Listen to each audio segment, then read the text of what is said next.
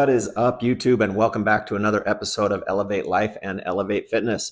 Today's episode, we're going to be talking about diets, why a lot of diets don't work, and I'm going to give you guys a proven way that you can permanently shed some of those unwanted pounds and even retain or build lean muscle mass.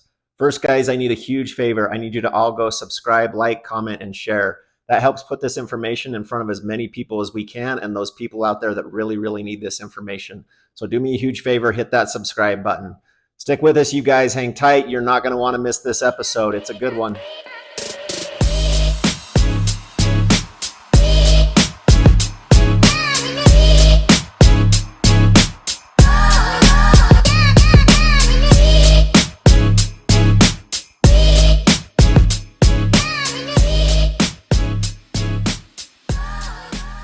If you clicked on this episode, chances are that something about your health, wellness, fitness, or your body you're not happy with. If that's the case, you're probably going to fall into one of these categories. One, you're brand new to fitness, health, and wellness, and there is a massive amount of info out there, from infomercials to the latest, greatest, newest weight loss tool and countless fad diets. Because of this, you're overwhelmed and not sure what it takes to change your body or improve your health for a longer, happier life. Number two, you've tried other fad diets that may have imposed some so-called restrictions, or some of these are called miracle diets, and they're not sustainable long-term, and the results didn't last. You ended up losing weight, but you turned around and regained all that weight back. Or number three, you're familiar with health, wellness, and fitness and dieting, but you're not really sure exactly how nutrition affects your body and the best way to diet to lose those pounds permanently so you don't gain all that weight back. It really doesn't matter what category you fall into. I'm going to give you the tools and information you need in a way that's easy to digest. Yes, pun intended. Let's start with the basics. How does what we put in our body affect us, and the only way fat loss really works? It is all about calories. We eat food or calories, and we burn food or calories. Your body has a set number of calories that it needs to maintain its normal day-to-day functions. If you eat more than that number, you gain weight, or more specifically, you store it as fat for fuel later. If you eat less than that number, you lose weight. So to lose weight, your body must be in what's called a caloric deficit. What are calories? What make calories up? There are three main nutrient groups that make up the calories we consume in the day: protein, carbohydrates, and fat. Carbohydrates are the primary fuel source for the body. Proteins are the building blocks of the body. Fat, it's another source of fuel for the body, but it also helps with cellular function. It aids in absorption of some nutrients. It provides insulation for our body and organs, and it aids in producing important hormones. Protein, carbohydrates, and fats are what we refer to as macronutrients, or macros for short. We'll cover more about macros in just a bit, you guys. To simplify this, you need to consume fewer macronutrients than your body requires daily to be in a caloric deficit and to lose weight. How does our body burn those calories? I'm glad you asked. There are four main ways that our body uses the fuel or energy that we put into it. You have your BMR, or basal metabolic rate. That's the number of calories your body needs to maintain vital basic functions, things like breathing, your heart beating, pumping blood, and all the cellular activity that happens inside our body that we're not even completely aware of. And then we have NEAT, or non-exercise activity thermogenesis. This is things that might seem like exercise, but really aren't. Things like getting up in the morning, brushing your teeth, vacuuming the house, walking to work, walking from work. Things like that are NEAT. Cooking meals, even fidgeting. TEF, or the thermic effect of food. This is simply the number of calories that our body burns to process and digest the food that we consume. And then EAT is exercise activity thermogenesis. Jumping on that rower, jumping on the treadmill, hitting the weights. It's the number of calories you burn in a day during planned exercise. Yes, the answer to your question you might have right now is yes. I did list those in a specific order for a very specific reason, and that reason is this. BMR burns the most calories at about 70% of your TDEE, or total daily energy expenditure. NEAT is about 15%. Thermic effect of the food burns about 10%. And lastly, EAT, exercise activity thermogenesis, which might come as a huge shock and surprise to a lot of you guys. It only burns about 5% of the calories. Don't look at the 5% and think that exercise is irrelevant for fat loss. It's vital, and I'll cover that more in just a little bit. You might be thinking, Jeff, that's great and all, but what does it mean, and how do I figure out what my BMR is? Your BMR is calculated using your age, gender, height, and weight, but it's just a rough calculation and an approximate guideline. Everyone is different. Everyone's body composition is different. This number can be affected by many many, many different things, some of which are body composition, which is the amount of muscle versus fat, bone, water, etc., genetics, gender, current weight, lifestyle, and medications. All of these seem pretty straightforward except for lifestyle.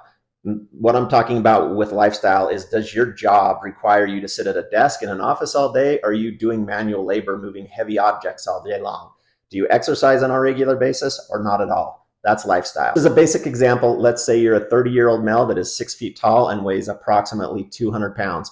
All other factors aside, you need approximately 2,300 calories a day to maintain your weight if you live a sedentary lifestyle. So if that same person consumes 2,600 calories a day, they will gain weight. And conversely, if they only eat 2,000 calories a day, they will lose weight. But that's not all. Remember, weight plays a huge role in your BMR. So if this person never ate more than that 2,600 calories a day, when their weight reached a certain point, approximately 260 pounds, they would maintain that weight if no other factors changed. The reverse is also true. If that same individual only consumed 200 calories a day, when they hit their goal weight of 160 pounds, they wouldn't continue to lose any more weight. Nothing would change, and they may perceive what some people refer to as plateaued or stalled, when in reality, their body needs less energy now at 160 pounds than it did at 200 pounds. This decrease in our metabolic rate as we lose weight, get leaner and healthier, is known as adaptive thermogenesis. So now that we understand calories in versus calories out, let's look at the specific number of those macronutrients or macros that you need. The old standard macro ratio was about 50% carbohydrates, 30% fats, and 20% protein. But there's a problem with this. The problem is this: if you're in a caloric deficit or restriction, your body burns carbohydrates first for fuel, but it will burn fat and then resorts to protein. Burning protein is not a good thing. Not in our day and age anyway. It's a survival mechanism to preserve body function. The more lean mass we have in our bodies, the better our body composition ratio, and the more effective our bodies are at burning the calories we consume.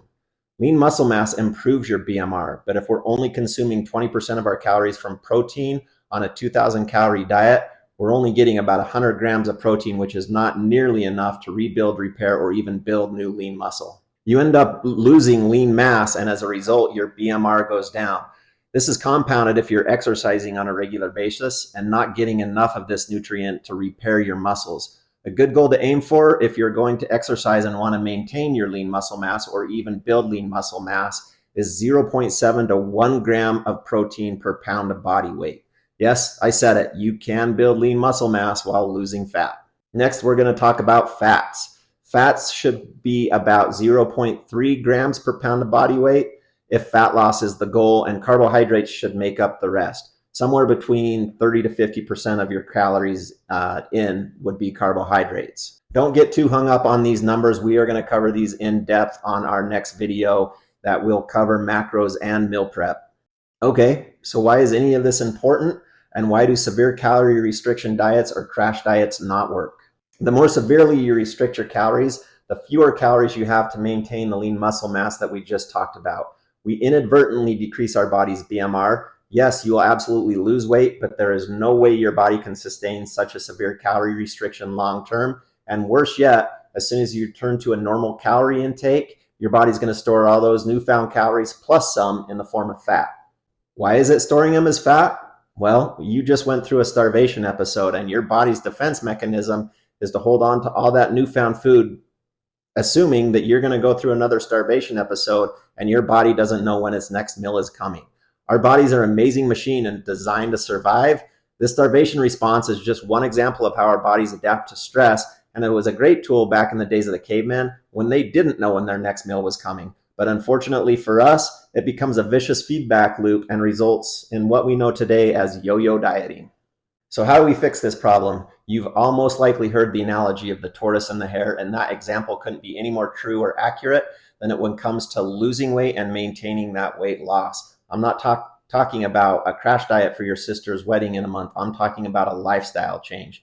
So the slower your weight loss journey and the less severely calorie restricted you are, the lower the likelihood that your body will even notice that decrease in calories, which reduces the risk for that starvation adaptation that crash dieting causes, and in turn leads to compliance with your long-term dieting success. Yeah, you have to be in a calorie deficit to lose weight, but it doesn't need to be so severe that you're hungry constantly and miserable or severely limiting your lifestyle to hit your goals. You can certainly do that in the short term, but is never going to a restaurant, out with friends, to a party, eating birthday cake, or celebrating your family worth those short-term gains? Sure, you can do it for a while, especially the first couple of weeks when your motivation's high and at an all-time high, but life is meant to be lived and enjoyed. So why not just live it and enjoy it?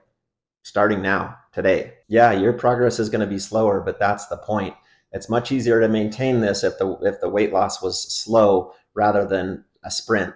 It really is a marathon, not a sprint, you guys, and it takes time to build new habits. And like the old saying goes, easy come, easy go. So go slow, be smart, be patient, and make a lifestyle change rather than jumping at the next fad crash diet that promises results in a short time.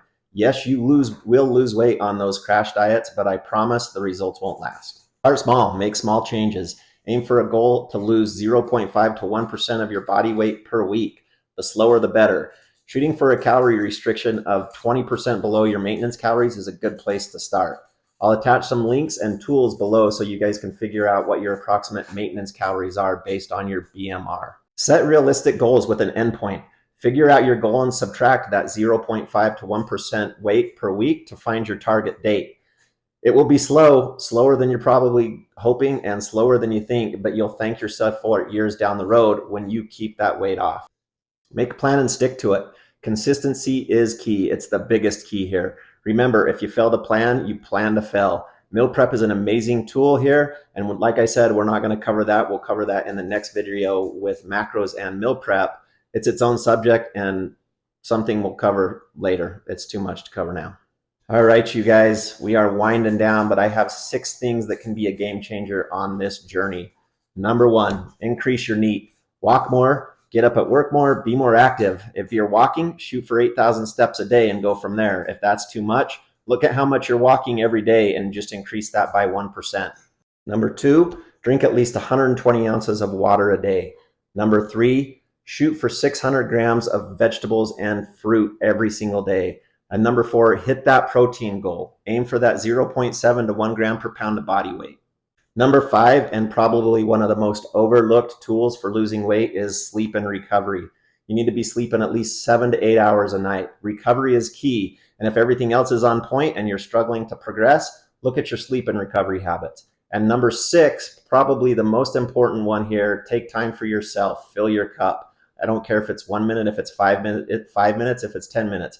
Every single day, you need to take time and do something for yourself. You deserve it. Key things to remember from the information we just talked about, you guys. Number 1, calories in must be less than calories out. Period. End of story. Your calories have to be in a caloric deficit. And I know you've heard the saying, but you cannot outrun a bad diet.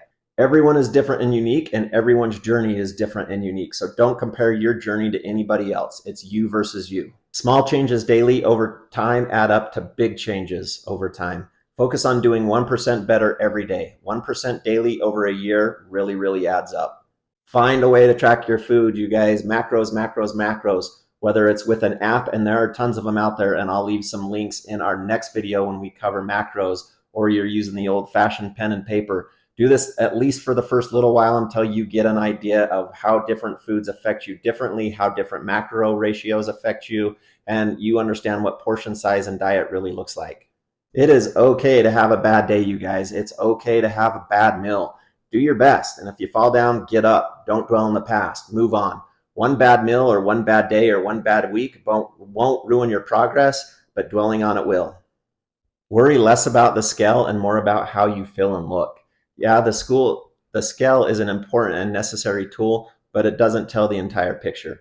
Weigh yourself no more than 1 time a week and do it on the same day at the same time of day, first thing in the morning before you shower on Sunday. And remember, muscle weighs more than fat. So if you've started lifting weights in addition to changing your diet and lifestyle, and you're eating enough protein, you will gain lean muscle mass. Yes, even while you're losing fat.